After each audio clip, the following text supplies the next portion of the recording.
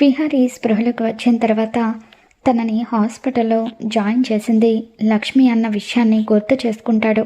ఇక వెంటనే అక్కడున్న నర్స్ని, సిస్టర్, రాత్రి నన్ను ఒక అమ్మాయి తీసుకొచ్చి ఇక్కడ హాస్పిటల్లో జాయిన్ చేసింది కదా, ఆ అమ్మాయి ఎక్కడా అని చెప్పి అడుగుతూ ఉంటే తను క్రిటికల్ వార్డులో ఉంది సార్ అని చెప్పి నర్స్ చెప్తూ ఉంటుంది.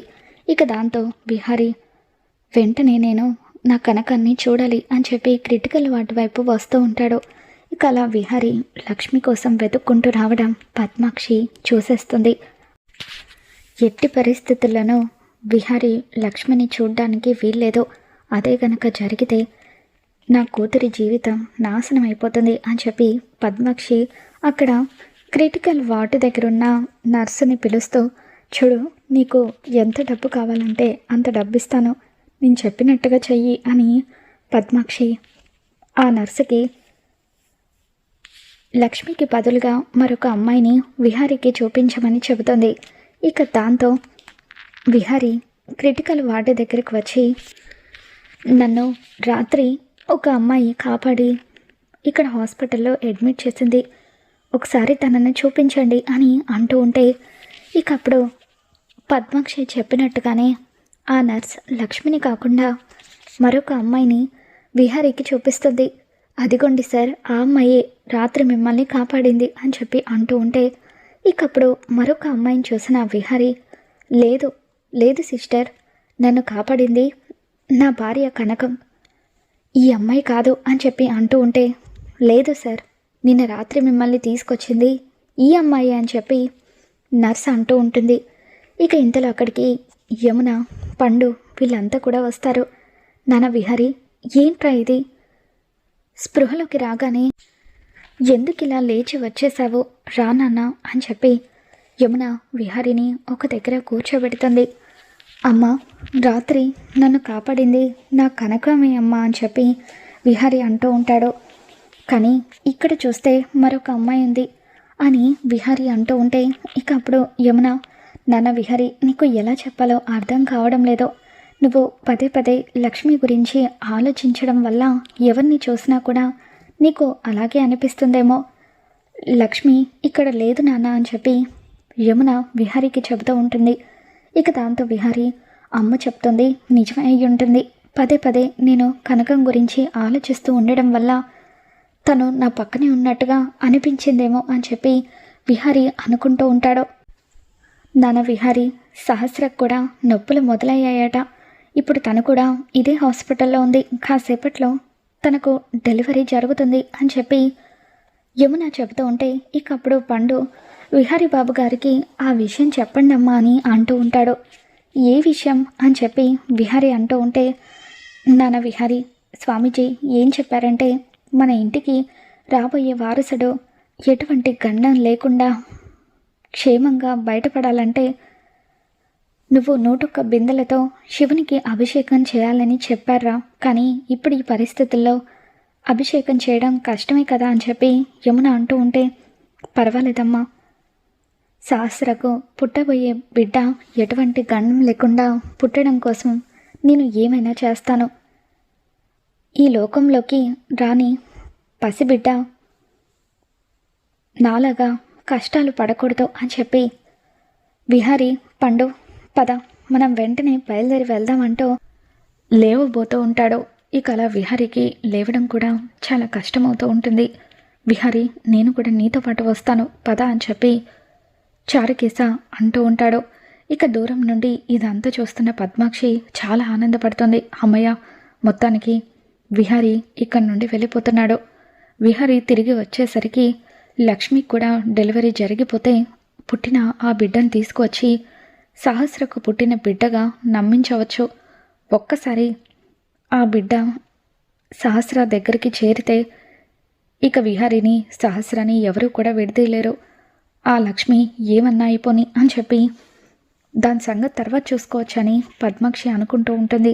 ఇక మెల్లిగా చారుకేశ, విహారీ, పండు వీళ్ళంతా కూడా గుడికి బయలుదేరి వెళ్తూ ఉంటే అప్పుడు యమున సహస్ర దగ్గరికి వస్తూ ఉంటుంది.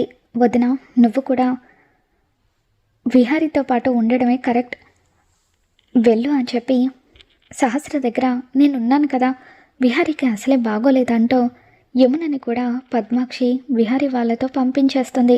ఇక అలా యమున విహారి వీళ్ళంతా కూడా గుడిలో ఉంటారు.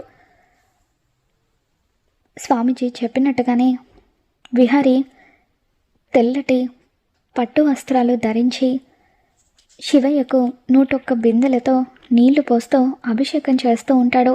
మరోవైపు హాస్పిటల్లో లక్ష్మి కండిషన్ ఇంకా క్రిటికల్గానే ఉంటుంది. కొద్దిసేపటికి లక్ష్మికి స్పృహ వస్తూ నొప్పులు వస్తూ ఉంటాయి. సిస్టర్ పరిగెత్తుకుంటూ డాక్టర్ దగ్గరకు వచ్చి, డాక్టర్ లక్ష్మికి నొప్పులు మొదలయ్యాయి అని చెప్పి అంటూ ఉంటే, ఇకప్పుడు డాక్టర్ పద చూద్దామంటూ లక్ష్మి దగ్గరకు వచ్చి లక్ష్మిని చెక్ చేసి వెంటనే పద్మాక్షి దగ్గరకు వచ్చి, మేడం లక్ష్మికి మరొక హాఫ్ అన్ అవర్లో డెలివరీ జరిగిపోతుంది, తనకు పెయిన్స్ మొదలయ్యాయి అని చెప్పి అంటూ ఉంటే, త్వరగా బిడ్డను బయటకు తీసి నా చేతికి అప్పగించండి డాక్టర్, నేను మీకు ఇచ్చిన మాట ప్రకారం 50 లక్షలు మీ అకౌంట్లోకి వెంటనే ట్రాన్స్ఫర్ చేస్తానని చెప్పి పద్మాక్షి చెబుతూ ఉంటుంది. అలాగే మేడం అని చెప్పి డాక్టర్ లక్ష్మికి ట్రీట్మెంట్ చేస్తూ ఉంటుంది. ఇక లక్ష్మికి నొప్పులు మొదలైన కొద్దిసేపటికే తనకు డెలివరీ జరుగుతుంది. 12 మగబిడ్డకు లక్ష్మి జన్మనిస్తుంది. ఇక దాంతో బాబు ఏడుపు విని బయట ఉన్న పద్మాక్షి చాలా సంతోషపడిపోతుంది. అమ్మయ్య, మొత్తానికి ఆ లక్ష్మికి మగబిడ్డ పుట్టాడు. ఆ మగబిడ్డను తీసుకువచ్చి సహస్రకు పుట్టిన బిడ్డగా అందరినీ నమ్మించాలి. ఇక నా కూతురికి ఎటువంటి కష్టాలు ఉండవు, ఎవరు కూడా దాన్ని వేలెత్తి చూపించలేరు అని చెప్పి ఆనందపడిపోతూ ఉంటే, మరోవైపు అంబిక ఎలాగైనా సరే సహస్రకు మగబిడ్డ పుడితే చంపించాలని చెప్పి రౌడీలను హాస్పిటల్కి పంపిస్తుంది.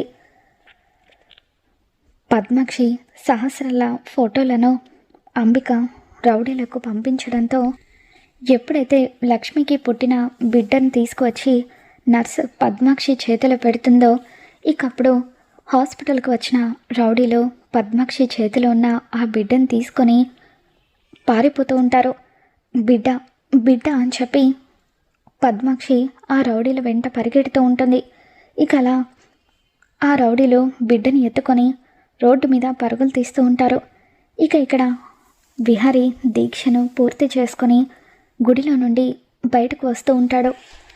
అంబిక పంపించిన ఆ రౌడీ బిడ్డను ఎత్తుకొని రోడ్డు మీద పారిపోతూ పసిబిడ్డను చంపమని 10 లక్షలు నా చేతికి ఇచ్చారు. ఇంత పసిబిడ్డను చంపితే నాకు పాపం తగులుతుంది, ఈ బిడ్డను ఎక్కడో ఒక చోట వదిలేసి చంపేశానని చెప్తే అప్పుడు నా చేతికి ఎటువంటి పాపం అంటుకోదు, డబ్బులు కూడా నా అకౌంట్లోకి వచ్చేస్తాయని చెప్పి ఆ రౌడీ బాబుని తీసుకుని వెళ్ళి విహారీ కారులో పడుకోబెడతాడు. ఇక అలా బాబుని కారులో పడుకోబెట్టేసి అక్కడి నుండి ఆ రౌడీ పారిపోతాడు. విహారీ గుడి నుండి ప్రదక్షిణలు పూర్తి చేసిన తర్వాత తిరిగి కారు దగ్గరికి వస్తాడు. డోర్ లాక్ చేయడం మర్చిపోయినట్టున్నాను అని చెప్పి అలా డోర్ లాక్ ఓపెన్ చేసి చూసేసరికి లోపల ఒక పసిబిడ్డ ఏడుపు వినిపిస్తూ ఉంటుంది. చుట్టుపక్కల ఎవరైనా ఉన్నారేమోనని చెప్పి ఈ బాబు ఎవరి బాబు అయ్యి ఉంటాడు అని చెప్పి విహారీ అంతా కూడా వెతుకుతాడు.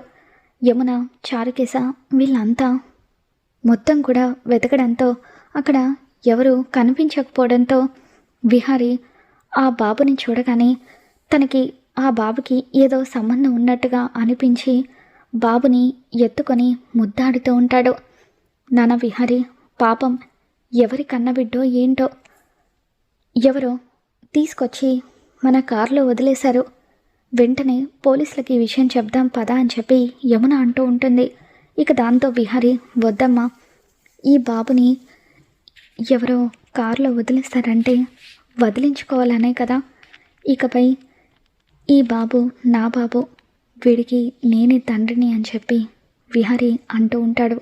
ఈ రోజు నుండి ఈ బాబు నా కొడుగ్గా నాతోనే ఉంటాడు అని చెప్పి ఆ బాబుని ఎత్తుకొని విహారీ ఇంటికి తీసుకుని వస్తూ ఉంటాడు. మరి రాబోతున్న ఎపిసోడ్లో ఏం జరగబోతుందో మళ్ళీ మన ఛానల్లో తెలుసుకుందాం. ఈ వీడియో మీకు నచ్చినట్లయితే తప్పకుండా లైక్ చేయండి.